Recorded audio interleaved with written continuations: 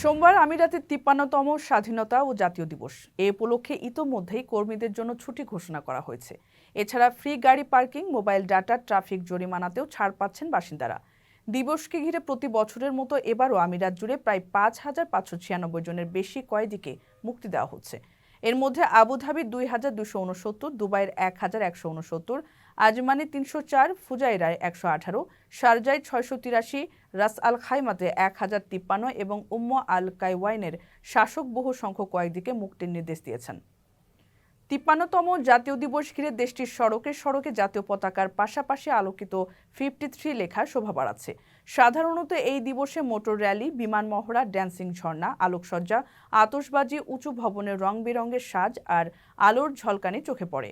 School, college, office, আদালত থেকে গাড়ি, বাড়ি ও হাইপার মার্কেটগুলো সেজেছে নানা সাজে।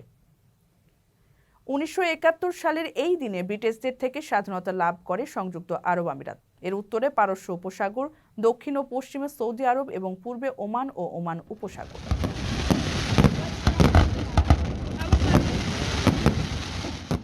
কারো কাছে স্বপ্ন পূরণ, কারো আনন্দের উপলক্ষ, আবার কারো জীবন পাল্টে দেওয়ার মুহূর্ত, কখনো জীবন বাঁচাতে সর্বোচ্চ গতিতে উড়ে চলা, কারো আবেগের শেষ মুহূর্ত, আপনজনের শেষ বিদায়ে শামিল হওয়া।